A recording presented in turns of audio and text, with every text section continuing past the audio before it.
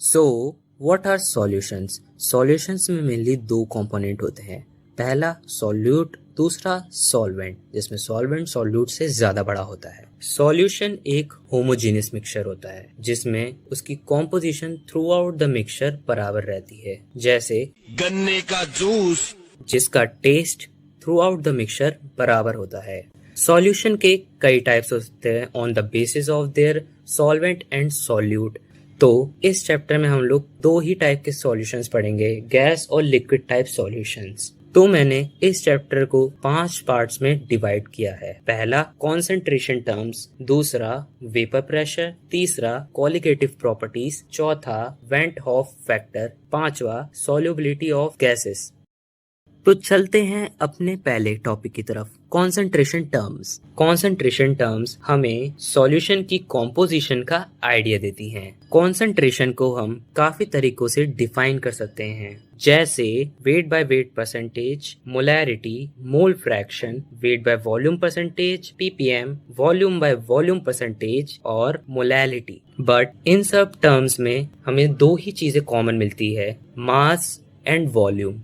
तो हम in concentration terms को दो पार्ट्स में डिवाइड करेंगे। पहला मास रिलेटेड टर्म्स, दूसरा वॉल्यूम रिलेटेड टर्म्स। तो हमें इन्हें क्यों डिवाइड करना पड़ा? तो इसके दो रीजंस हैं। पहला टेम्परेचर, दूसरा pressure.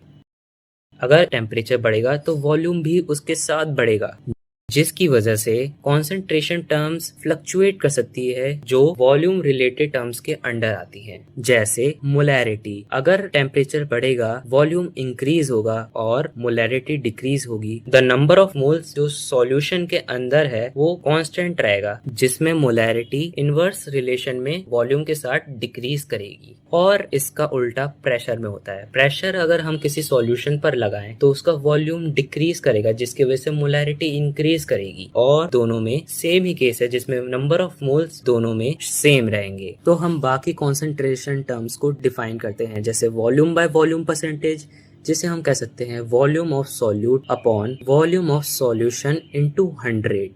Weight by volume percentage, जिसे हम कह सकते हैं mass of solute upon volume of solution into 100। अब आते हैं मास रिलेटेड टर्म्स पर। इनमें कुछ ज्यादा चेंज नहीं आएगा क्योंकि ये वॉल्यूम पर डिपेंडेंट नहीं होंगे, जैसे वेट बाय वेट परसेंटेज, जिसे mass of solute upon mass of solution into 100।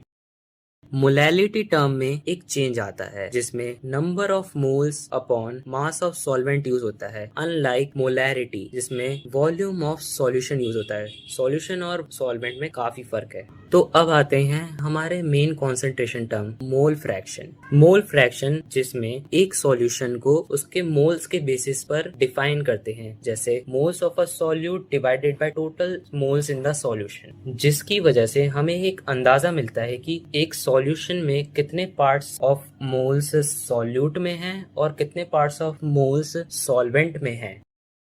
तो चलते हैं अपने नेक्स्ट टॉपिक की तरफ, वेपर प्रेशर। वेपर प्रेशर समझने से पहले हमें इवेपोरेशन समझना होगा। इवेपोरेशन एक सरफेस फिनोमेना है जिसमें एक सरफेस लेवल पार्टिकल इतनी एनर्जी गेन कर लेता है कि वो इंटरमॉलिक्यूलर फोर्सेस को भी ब्रेक कर देता है, जिसकी वजह से वो गैसीय स्टेट में कन्वर्ट हो जाता है। अगर हम एक क्लोज कंटेनर के अंदर इवेपोरेशन कंडक्ट करें तो उसमें प्रेशर क्रिएट होता है, जिसे हम आगे डिनोट करेंगे P0 से। इसे P0 इसलिए बोला जाता है क्योंकि जितना भी प्रेशर क्रिएट हो रहा है वो हमारे लिक्विड यानी वाटर की वजह से क्रिएट हो रहा है।